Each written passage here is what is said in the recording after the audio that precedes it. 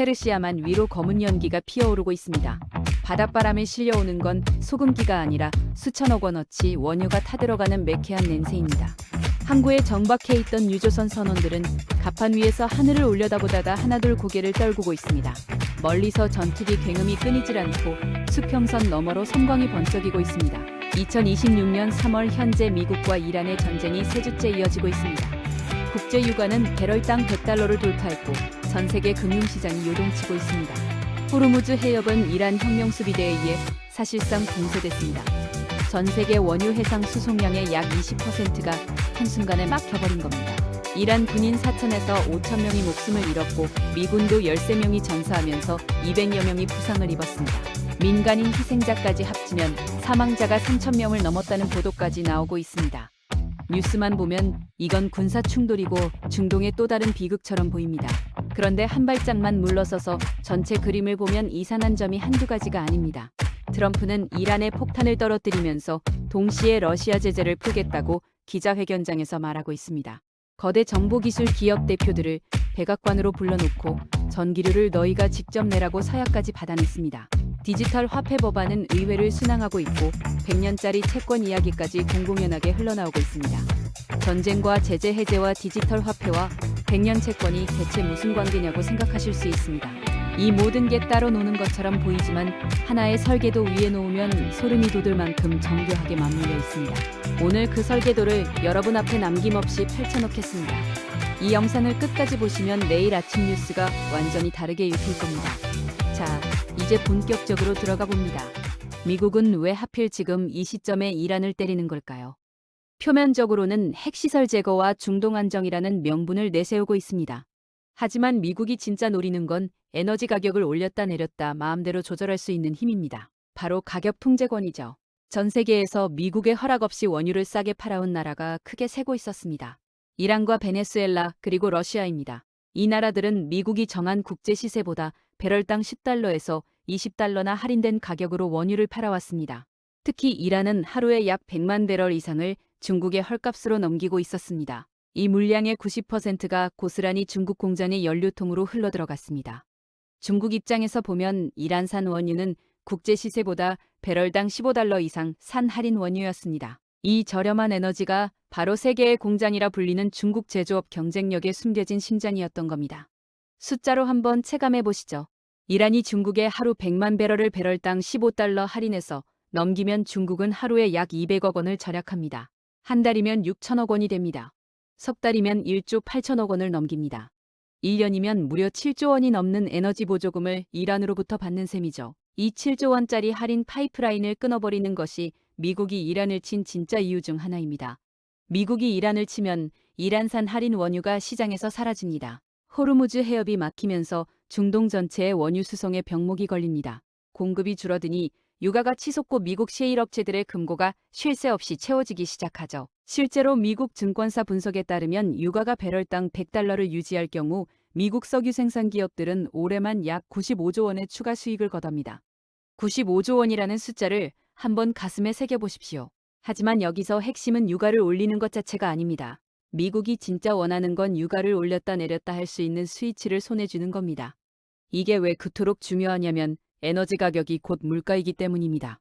물가가 곧 금리이고 금리가 곧 달러 발행량을 결정합니다. 에너지 가격을 내릴 수 있으면 물가가 잡힙니다. 물가가 잡히면 중앙은행이 금리를 내릴 명분이 생깁니다. 금리가 내려가면 정부가 부작용 없이 달러를 대량으로 찍어낼 수 있는 환경이 완성되는 것이죠. 한마디로 에너지 가격 통제권이 곧 달러 발행권이라는 뜻입니다. 그렇다면 전쟁 말고 다른 방법은 정말 없었을까요? 첫 번째 대안은 경제 제재 강화였습니다. 미국은 수년간 이란에 역대급 제재를 가해왔지만 이란은 중국이라는 거대한 뒷문을 통해 매일 100만 배럴 이상을 꾸준히 수출해왔고 제재의 그물망은 갈수록 구멍만 커졌습니다. 두 번째 대안은 외교 협상이었습니다.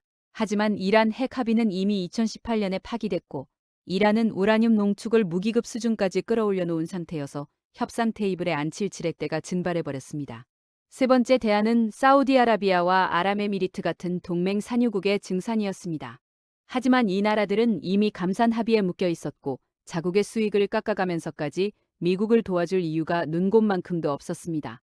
세 가지 대안 모두 벽에 부딪힌 끝에 미국은 가장 직접적이고 확실한 방법을 택한 겁니다. 자, 이제 이란 다음 타겟을 보면 미국의 속내가 적나라하게 드러납니다. 바로 러시아입니다. 러시아는 이란과는 체급이 완전히 다릅니다. 세계 최대 핵무기 보유국이고 유엔 안보리 상임이사국이며 하루 원유 생산량이 1,000만 배럴이 넘는 에너지 초강대국이죠. 핵 보유국을 폭격할 수는 없으니 트럼프는 완전히 다른 카드를 꺼내 들었습니다. 전쟁이 아니라 거래입니다. 트럼프는 3월 10일 기자회견에서 육아 안정을 위해 러시아 제재를 해제할 수 있다고 공개적으로 시사했습니다. 호르무즈 해협이 정상화될 때까지 관련 제재를 풀겠다는 말까지 덧붙였죠. 이 말을 뒤집어 보면 러시아가 중국에 팔던 원유를 끊고 미국 편으로 서는 대신 미국은 러시아의 원유 수출 정상화와 첨단 기술 제재 해제라는 당근을 건네는 구조입니다. 동시에 유럽을 보면 전쟁 장기화로 에너지 위기에 허덕이는 유럽 국가들이 결국 러시아산 천연가스를 다시 사야 하는 처지에 몰리고 있습니다. 트럼프는 이 환경을 의도적으로 조성하면서 유럽이 러시아와의 화해에 동의하도록 판을 짜고 있는 겁니다.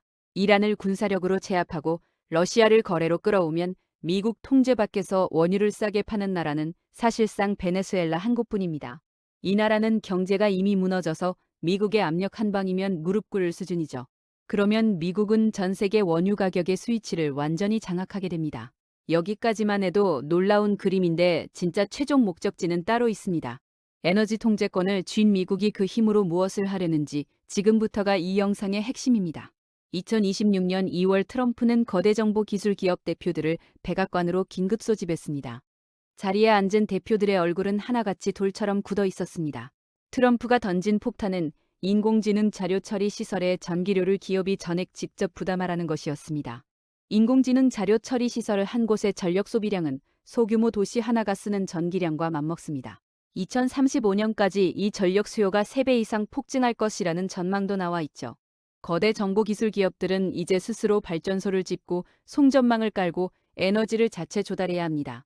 이 상황에서 에너지 가격이 이 기업들의 생사를 가르게 됩니다. 미국이 원유 가격을 낮출 수 있으면 인공지능 개발 비용이 줄고 미국이 기술 패권을 유지할 수 있습니다. 반대로 중국은 이란산 원유를 잃으면서 자료 처리 시설 전력 비용이 치솟아 인공지능 경쟁에서 뒤처지게 됩니다. 에너지 전쟁이 곧 인공지능 전쟁이 되는 순간입니다. 하지만 미국의 최종 목적지는 화폐 그 자체의 미래를 바꾸는 것입니다. 트럼프 행정부는 달러 기반의 디지털 고정 가치 화폐를 전 세계에 퍼뜨리려 하고 있습니다. 이 화폐가 발행되면 발행액만큼 미국 단기 국채를 의무적으로 사야 하기 때문에 화폐가 퍼질수록 국채 수요가 자동으로 늘어나는 구조입니다.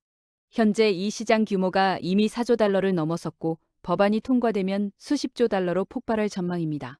여기에 경제자문위원회 의장이 제안한 100년짜리 국채를 보면 입이 벌어집니다. 돈을 빌려놓고 100년 동안 원금을 안 갚겠다는 건데 사실상 영원히 갚지 않아도 되는 빚이고 장부에는 부채가 아니라 자본으로 잡힙니다. 거대 정보 기술 기업에 은행업 인가를 내주면 이 기업들이 미국 국채에 대규모 투자를 하게 되고 나라의 빚이 민간으로 넘어가는 구조까지 완성됩니다. 1973년 오일 쐐크 때 미국은 사우디와 석유달러 협정을 맺어 오히려 달러 패권을 강화했고 그 전환에 올라타지 못한 유럽은 10년간 침체의 늪에 빠졌습니다. 2000년대 초반 필름 카메라의 왕은 디지털 카메라를 세계 최초로 만들고도 전환을 거부해 파산했고 과감히 방향을 튼 경쟁사는 글로벌 공룡이 됐습니다. 지금 이란 폭격에서 러시아 거래에서 인공지능 에너지 자립에서 디지털 화폐에서 100년 국채까지 모든 조각이 한 방향을 가리키고 있고 그 방향은 미국이 에너지와 화폐와 기술을 동시에 움켜쥐고 50년의 패권을 설계하겠다는 것입니다. 원유 수입의 70% 이상을 중동에 의존하는 대한민국도 이 체스판 위에 올라가 있고 에너지 전환과 화폐 전환과 기술 전환이 동시에 밀려오는 이 파도 앞에서 우리가 어느 쪽에 올라타느냐가 앞으로 10년의 국운을 결정짓게 될 겁니다. 이 이야기가 여러분의 내일을 바꿀 수 있다고 생각하신다면 구독과 좋아요 한번 부탁드립니다.